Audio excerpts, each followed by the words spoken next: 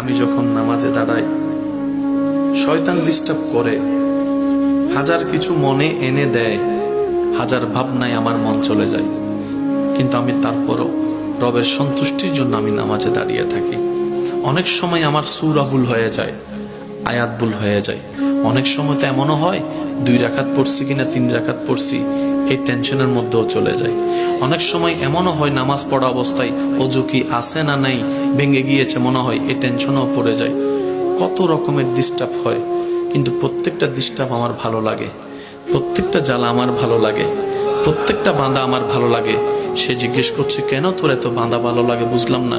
বলে যে প্রেমের মধ্যে বাঁধা নাই সে প্রেম কখনো জমে না, যে প্রেমের মধ্যে কখনো বাঁধা হয় না সে প্রেমের মধ্যে আকর্ষণ বাড়ে না।